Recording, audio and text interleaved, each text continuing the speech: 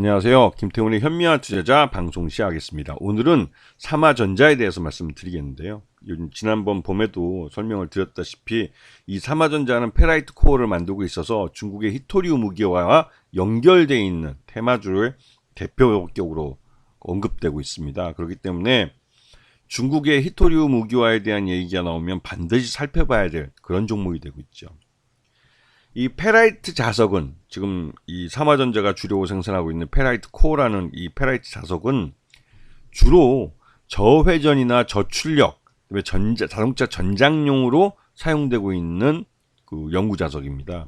그래서 주로 이제 그 전자파 차폐용으로 많이 사용되죠. 거기에 비해서 히토리우 자석류들은 아주 고성능과 고회전력을 필요로 하는 아주 고가의 전기차에 주로 사용되고 있고 전기 모터에 채용되고 있는 그런 연구 자석을 만들다 사용되는 핵심 소재입니다. 하지만 중국이 히토리우의 전세계 히토리우의 거의 90%를 생산하고 있기 때문에 이 미중 간 무역 경쟁이 좀 격화되면 히토리우 자석류들을 바로 그냥 그 수출 규제를 해버리죠. 그래서 이제 서양 이 서구에서도 좀 이 히토리우 문제를 좀 해결하기 위해서 그 대체제로서 페라이트 자석 소재에 관심을 많고 여기다 투자를 많이 하고 있는 겁니다. 자, 이 삼화전자의 페라이트 사업은 자동차 전자부가 산업용, 생활 가전, 전자파 흡수용에 들어가는 다양한 분야에 사용되고 있고 그 사용처가 점점 늘어나고 있는, 즉 성장성이 있는 그 산업 소재이기도 합니다.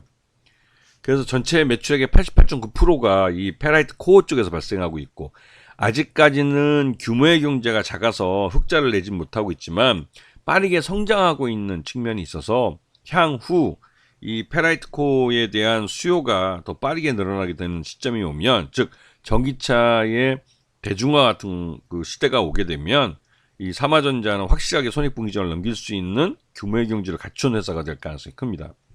그리고 이러한 그 규모의 경제를 갖추기 위해서는 중국의 히토리 무기화가 더 추진될 가능성이 큰데요. 그러면 당연히 이 대체제인 페라이트 자석에 대해서 수요가 늘 수밖에 없는 거죠.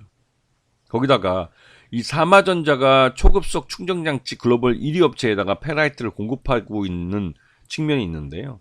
그런데 요번에 이제 테슬라의 그 충전 방식을 이 국제 표준화하자고, 전기차 충전의 방식을 이제 테슬라 방식으로 국제 표준을 만드자는 움직임이 있어서 이 충전장치들에 대한 전기차 충전기에 대한 투자가 이제 많이 늘어날 가능성이 큽니다. 이거는 전기차 보급이 늘어나고 전기차 대중화가 되면서 자연스럽게 전기차 충전소가 늘어나게 되는데요.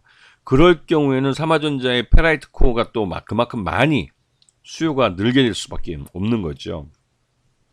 하지만 지난 3분기 현대차와 기아의 전기차 생산 그 재고 조절 그것 때문에도 이 별로 매출액은 별로 좋지 않습니다. 지금 9월 30일 3분기까지 이 삼화전자는 작년 361억 매출액이지만 올해는 288억의 매출을 했고 영업 손실도 37억을 보고 있고 단기 순손실도 47억이 발생하고 있습니다. 그래서 이러한 손실 때문에도 그 증자 필요가 있었는데 그래서 이번에 유상증자를 불렀죠.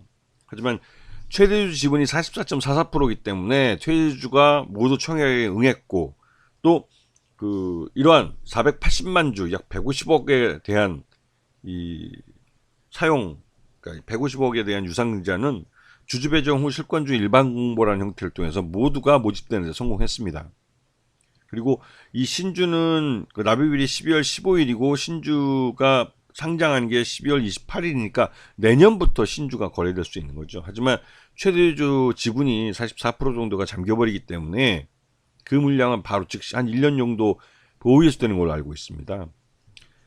자, 지금 보시게 되면 이 480만 주 중에 우리 사주 19만 주 정도는 이것도 1년 보호 예수가 되고 이 최대주 지분만큼 이 청약이 된 지분들도 또한 1년 보호 예수 되는 걸로 알고 있습니다. 그렇기 때문에 실제 유통 가능한 주식수는 약 50% 정도 되는 걸로 알려져 있죠. 자, 이 연초에 삼화전자의 이 페라이트 코어가 중국의 이런 그 히토리우 무기화 그 영향으로 주가가 급등했습니다. 그런데 그 이후로 이 페라이트 코어의 수요처가 그렇게 빠르게 늘지 않으면서 전반적으로 주가는 흘러내린 측면이 있고, 최근 들어서는 유상증자 때문에도 주가가 요 근래 가장 낮은 그런 가격대를 보여주기도 했죠. 하지만 이게 다시 한번 주가가 이제 급등하면서 다시 주가가 다시 고개를 쳐들고 있는 것은 이 테슬라의 충전 방식으로 전기차의 충전 방식을 표준화하려는 그런 움직임이 있고, 또 그런 움직임에 따라서 이 전기차 그러니까 충전소가 더 많이 투자가 이루어지고 더 보급이 빠르게 늘어날 가능성이 크고, 그에 따라서 이 삼화전자의 페라이트 코어가 더 많이 수요처를 갖게 되면서 실적 개선 가능성이 그 어느 때보다 높아졌다는 겁니다. 특히 전장 쪽은 내년 하반기부터 현대차와 기아가 미국 조지아 공장에서 전기차를 직접 생산하기 때문에, 그리고 또 우리나라 국내 전기차 핵심 라인들도 이제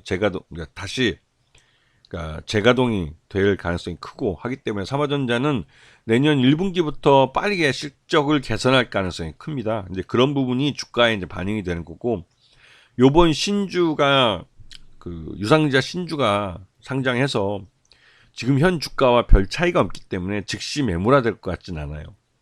그런 것 때문에도 시장에서는 삼화전자가 유상증자를 통해서 자본을 확충하고 재무구조를 개선했으면서, 또 그래서 내년 3월 달에 감사 의견을 받는데도 별 문제가 없을 거라는 기대감이 있고, 중국의 히토리움 무기화와 또 이 테슬라의 이 전기차 충전 방식의 표준화, 이러한 것들이 기대감이 돼서 내년 실적이 삼화전자가 확실히 좋아질 가능성이 높다는 기대감이 커진 상태입니다. 이런 부분이 주가에 반영이 되면서 향후 지금보다는 훨씬 개선된 주가를 나타낼 가능성이 커지고 있는 거죠.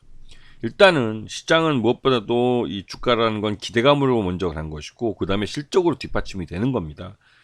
지금은 삼화전자가 실적이 나쁘더라도 유상증자에 성공했기 때문에 고유 현금이 있고, 그 고유 현금으로 인해서 이 재무적인 문제들을 여러 가지 해결했기 때문에, 그런 부분에서는 삼화전자는 이 바닥이 확인된 그런 종목이라고 보는 것이 맞죠. 그렇기 때문에 이런 종목들은 시장에서 관심을 갖고 보시는 게 좋을 것 같습니다. 자, 오늘 방송 여기서 마치겠습니다. 감사합니다.